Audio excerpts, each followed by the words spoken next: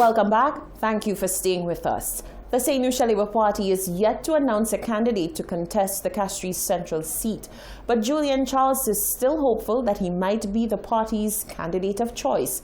He spoke with Hot 7 TV on Tuesday. The St. Lucia Labour Party is still no closer to announcing a candidate to contest the Castries Central seat. At a Tuesday press conference, leader of the opposition, Philip J. Pierre, told the press that the process of selecting a candidate continues and more information will be provided to the public once it is available. One of the hopefuls for the Castries Central seat, Julian Charles, despite no announcements being made, says he continues to cover the ground, make his presence felt, and he remains hopeful that he will be chosen. It has been very encouraging. I remain committed to represent the people of Central Castries.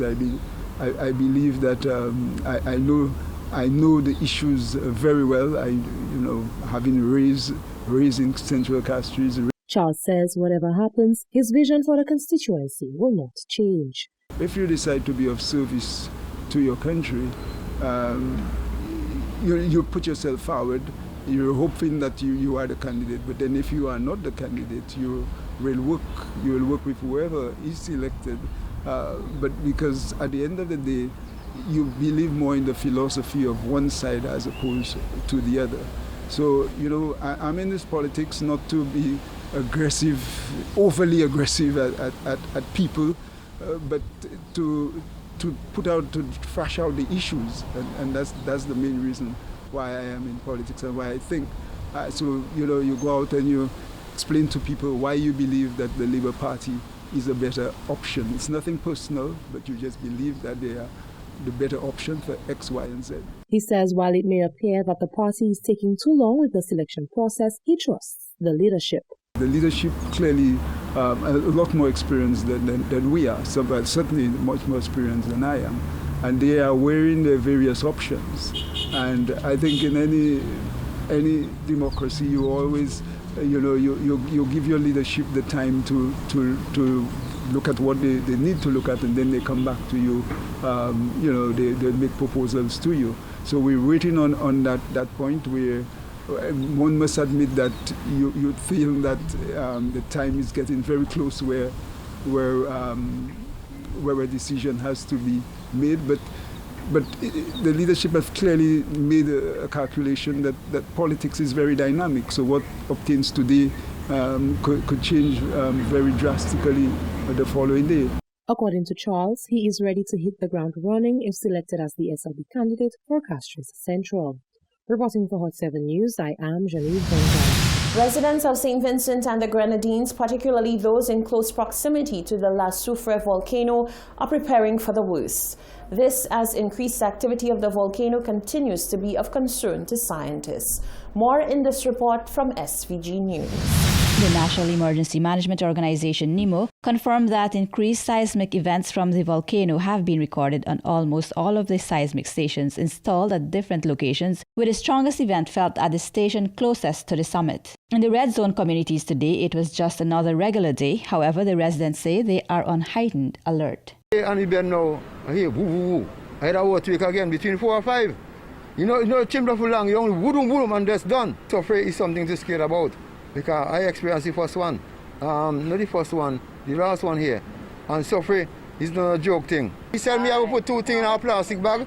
I go put them in a plastic bag and run. I lean up by the post and I feel this heavy thing shake one time, but shake feel long, it just shake.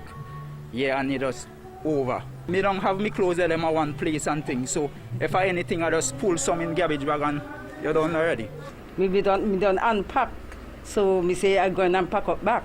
When I go on Facebook, I see like it get bigger, so they say we have to be prepared, so I already prepare. If it's anything, I will move. Community Development Officer for the area, Owen Batiste, was in meetings today with various groups discussing residents' level of preparedness. We have about 9 exit points. Where I'm standing here, and down there is the bigger village, which is Sandy Bay. That is the larger portion of things. Down here, at least about 4 exit points. Where I'm standing here in Sign Hill, we have 1 exiting point. Also, we have 1 in Old Sandy Bay, because Old Sandy Bay to Noel, that's intimate, come as one as Sandy Bay. In Owoya, head of the Community Disaster Response Team, Ingrid Lavia, said that residents are expected to be evacuated to Bayabu, while those in Fancy will be evacuated to Calico. Lavia said Owoya residents are in a state of readiness, but one of the concerns is crossing the river coming out of the community. Actually, we're up abruptly and we don't have that time. Maybe the Jerry Rivers can block us and then we'll have to stay right here. Meanwhile, there are some residents who remain adamant that they will not be moving in the event of an explosive eruption. 88 right now, 88. And me not move. We are moving. Villages from Fancy to Georgetown on the windward end are in the red zone. Reporting for SBG TV News, Larissa Pogsley. Meanwhile, St. Lucia's cabinet has been briefed on the situation in St. Vincent and the Grenadines by NEMO. The National Emergency Management Organization, NEMO, on Monday briefed the Cabinet of Ministers on the La Soufrière volcano in St. Vincent and the Grenadines, as St. Lucia stands ready to assist our sister island. Monitoring scientists from the UWI Seismic Research Center have recently noted a change in seismic activity associated with the ongoing eruption of the La Soufrière volcano. Reports are that the volcanic tectonic earthquakes continue, with the numbers of events fluctuating. The Caribbean Disaster Emergency Management Agency, SEDEMA, is closely monitoring the ongoing situation. Due to our close proximity, St. Lucia is preparing for various scenarios. During the situation overview to Cabinet, Director of NEMO, Ms. Doreen Gustav, spoke about St. Lucia's preparations, including meetings of the various disaster district committees. In that presentation, we were able to inform them of the capacity of NEMO to deal with evacuees from one point to the next, from the danger zone to the safe zone, and the possible spill-off where we will need to accept or receive evacuees locally in St. Lucia. I would like to inform that an evacuation order has not been issued by St. Vincent. And so we're not saying that it is something that will happen. We're saying that we have to prepare in the event that it happens. We're asking St. Lucians to remain calm. There is no need to panic. It is NEMO now working to put all of our various plans in place. NEMO is set to begin an aggressive public education and sensitization campaign within local communities. Prime Minister Honorable Alan Chastanet called on citizens to remain vigilant and reiterated that St. Lucia stands ready to assist and will continue to monitor the progress of this volcanic event. Reporting for the Office of the Prime Minister, I am Nicole MacDonald.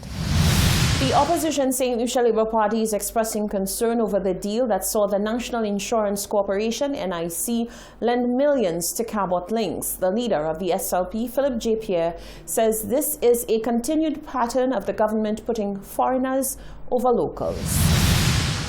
The St. Lucia Labour Party has once again accused the United Workers' Party administration for placing St. Lucians on the back burner whilst giving preference to foreign nationals. This time, the reason for this accusation is the recent news that the National Insurance Corporation's loan of EC $27 million to Cabot St. Lucia back in April 2019 was repaid in full with interest of EC $2.4 million, making a total of $29.4 million. The Canadian-based company purchased the Point Hardy land from Scotiabank. On Tuesday morning, opposition leader Philip J. Pierre stated that St. Lucians expect their elected leaders to put them first rather than the personal and private interests of friends, family, and foreigners. Pierre said the loan was clear evidence that the government has their priorities flipped upside down. The National Insurance Corporation, NIC, Cabot loan fiasco has become one of the most glaring examples of a government not acting in the interest of the state and putting ulterior motives first. We have all heard the Prime Minister stating that he is a product of Canada. This statement explains perfectly why we are now saddled with this cardboard scandal. The chair of the NIC board disclosed that it was the Prime Minister who initiated the cardboard loan agreement. We were told also that the NIC undertook a valuation of the property and its value was placed at EC 92 million. So why, then, did the NIC simply not purchase the property outright if the property was for sale at about 40% of its actual value? Pierre went on to state that the NIC was somewhat undercut to allow the purchase to go through to Cabot St. Lucia. The NIC director, in a statement at the same press conference, revealed that the NIC's first intention was to actually purchase the property. Now, the reason given by the NIC as to why they did not purchase the land is that the receiver had a commitment to sell to Cabot. It is our understanding that the commitment period provided to Cabot was coming close to an end. The NIC simply had to wait a short while and then make an offer once the commitment had expired. But it did not. It was clearly convinced by the Prime Minister into giving Cabot a loan instead. Pierre explained that the SLP is in no way xenophobic. However, he believes the people of St. Lucia should be the top pick of the St. Lucian government. I can assure you, our government is not anti-foreign investment, but we will have to correct the wrongs. Not only of any issue, we'll have to correct the wrongs by going through a legal process. We're not in the business of threatening anybody. All we're saying is that we welcome foreign investment, but the people of St. Lucia cannot be disadvantaged by any foreign investment. The Labour Party government would care more for people. You must understand the fundamental difference between the St. Lucia Labour Party and the United Progressive Party is we care for people. We put people first. So a St. Lucia Labour Party government would ensure that by its policies in healthcare, we would ensure that there is universal healthcare, that the debacle that's happening in the health service now would not happen. A Labour Party government would have completed St. Jude's Hospital. A Labour Party government would have ensured that the one laptop program would have continued. Pierre said an SLP government is aware of the mess that they will inherit should they win the next general election. However, St. Lucians can rest assured that their priorities are well placed. Reporting for Hot 7 News, I am Rochelle Gonzalez. The National Council on Public Transportation is reacting to the last two violent incidents that left one person dead and another nursing gunshot injuries. The president of the NCOPT says a lot more needs to be done, not just by officials, but drivers and operators to safeguard themselves from attacks. Following the shooting death of Hermia Lord in plain view of many on the Groselid bus stand and a robbery gone wrong which left a minibus driver nursing a gunshot injury to the head, many drivers have called for an increased police presence and patrols on various bus stands. The president of the National Council on Public Transportation, Godfrey Ferdinand, says the level of concern being expressed by drivers right now is warranted. He says he does agree with the calls being made by the drivers. I'm one that believes that the police cannot be everywhere at the same time. However, we need to understand that there are things that we as individuals as well as the police can do to deter crime. Do not flash your money. Do not carry too much money with you. Do not engage in confrontation. Try to resolve issues peacefully. We would like to see more police presence. We really would like to see more patrols, more police presence within the city. And to me, that will curb on the crime. But to say police presence and patrol will eliminate crime, no. It will just curb on it. And we too, as citizens, need to also act in a responsible way. He says, however, in addition to this, bus drivers and other members of the various associations should consider getting licensed firearms. The qualified persons within the sectors or within the associations should carry firearms. The qualified persons. So when the thief or the person that wants to commit a crime is thinking of attacking a member of an association, especially in a situation of what happened on the Saturday, that person have to think twice which one of the bus drivers have a firearm to discharge after I have done that. But if they know, most likely there is not a bus driver that has a firearm, they can do that and just walk away. But if you know, you don't know which one have a firearm. So it is time for, in the crime fighting, for the police to look at honorable citizens, responsible citizens within different sectors. Ferdinand says drivers also need to find other ways of protecting themselves from attacks. We need to look at ways that we can protect ourselves.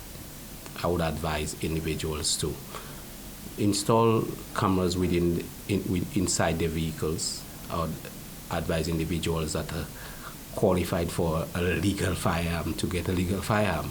I would advise individuals to get self-defense classes. I would advise individuals to work as a group, don't be too isolated. I would also ask individuals to do all that they can to avoid confrontation with individuals. Try your best not to be in any kind of confrontation with members of the public, because these days people are so easily pissed. There's a level of frustration and a level of anger. He says while he would wish that drivers would not have to face such situations, of late it has simply come down to protecting one's self when such situations arise. Reporting for Hot 7 News, I am Genevieve Gonzalez. You're watching the Hot 7 TV Nightly News. Stay with us. There's more news coming up after the break.